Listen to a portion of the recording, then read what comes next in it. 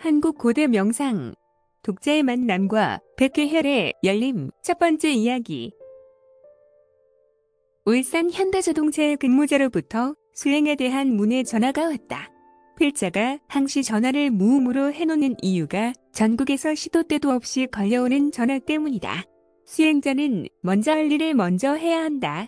먼저 명상을 하고 시간이 나면 문자를 보낸다. 접견비 20만 원을 공지하며 부산 사무실에서 미팅 날을 정한다. 울산의 명상단체의 여성 회원과 동행한다니 기대가 된다. 지속적으로 수행을 지도받으면 접견비는 돌려주는 것은 당연하다. 한국 고대 명상의 본회는 서울에 있다. 하지만 부산 지회에서는 격주로 필자가 직접 회원을 지도한다. 필자가 20년에 걸쳐 발표된 10권의 책을 통해서 수행의 과정을 어느 정도 이해한 듯하다. 하지만 수행 중에 나타난 현상이나 수행 과정을 일목요 연하게 정리하고 싶은가 보다. 그리고 그들의 필자를 뵙기를 청하는 이유가 접견 중 100회를 열 수 있기 때문이다. 100회는 앞서가는 스승의 독대 아래 누구나 열 수 있다. 하지만 지속적인 독대 수련의 특별 수련만이 모든 질병을 완치할 수 있다. 백회혈의 열림은 기수령과는 아무런 관계가 없다. 무심의 명상으로 혹은 수십관 호흡으로 집중하면 누구나 자연스럽게 백회가 열린다. 백회는 신체적으로, 정신적으로 하늘의 기운, 청기를 사용할 수 있다고 고사는 전하고 있다.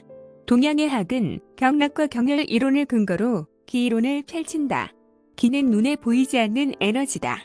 큰 의미로는 우주의 실체이며 작은 의미로는 인체의 면역 체계다. 경락은 기가 다니는 길이며 경혈은 기가 모이는 장소다. 인체에는 12개의 경락이 흐르고 360개의 경혈이 존재한다. 한국 고대 명상 선도는 아랫배를 중심으로 하단전, 가슴의 중단전, 두뇌의 상단전으로 나뉜다. 그중 머리끝의 백회 경혈은 상단전의 핵심 경혈이다. 백회는 100개의 경혈이 모이는 곳으로 백은 전부를 말한다. 인체는 직이 음식을 섭취해야만이 생명을 유지할 수 있다. 하지만 백회의 열림은 현실 밖의 경험과 또한 청기를 직접 느낄 수 있다. 그러나 경락이론은 과학적으로 증명되지 않아 아직까지 비과학적으로 분류된다. 몇 년 전 중앙지 신문의 문화면에 조계종 종정 스님의 새해 인사로 산속에서 은둔하는 사진이 나온 적이 있었다. 산의 아늑함과 어울리는 스님의 한가한 모습이다.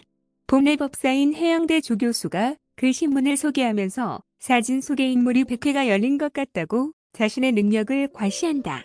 타 종단의 종정 스님의 법력을 왈가왈부한다는 것이 당치 않은 일이다. 그러나 필자가 확인하였던 바 백회의 6단계와 충맥이 가동되는 것을 짐작할 수 있다. 불교는 선의 기법을 중시한다.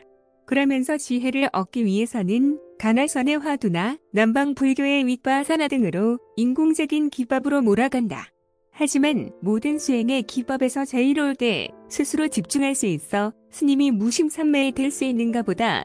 백회는 청기의 출입문으로 의식의 배제만이 경혈을 열 수 있어 무심행이라 말할 수 있을 것이다. 아무튼 종정 스님은 마음을 내려놓고 하루 일상을 무심으로 지내면서 모든 것에서 자유로운 듯하다. 백회의 열림은 기수련을 전문으로 하는 단체에서는 최고의 과정으로 설정한다. 그러나 한국 고대 명상은 백회는 수행의 초급 단계로 그 다음 과정이 수없이 진행된다. 달마대사가 언급하는 묘한 작용이 황하의 모래 숫자만큼이나 끝없이 일어난다.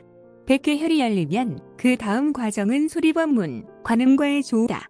관음은 관세음 보살이 깨달음을 얻은 신비의 법문이다.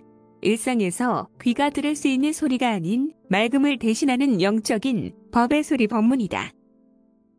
범어사 출신 스님의 뇌출혈은 상처 부위가 뇌와 깊은 관계로 수술이 불가하다는 판정 아래 서울에서 3년 동안 기치료를 받았다. 그러나 서울의 기치료사들이 모두가 스님은 도가 높아 기치료가 되지 않는다는 말에 낙담하여 망설이고 있을 때였다. 스님은 우연히 인사동에서 필자의 책을 만나게 되면서 탐독하게 된다. 그래서 불원천리, 천리를 마다하지 않고 부산으로 달려와 치료의 방법을 묻는다. 나중에 실토하지만 필자의 책을 7번 읽었다고 말한다. 백회를 열고 소리 법문을 얻으면 완쾌될 수 있다는 대답에 한국 고대명상을 접하게 된다.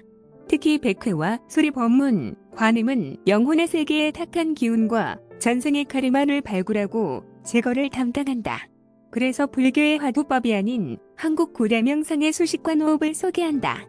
그 후 백회혈과 소리 법문, 관음을 얻은 후 뇌출혈 이후에 일어나는 증상을 완치한 적이 있다.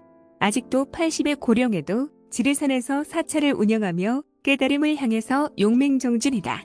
가끔씩 범어사 기념식에 스님이 참석하는 화면이 유튜브에 방영되기도 한다. 깨달음은 영계의 제압이며 비닐연굴의 탈출임을 아직 인식하지 못한 것 같다.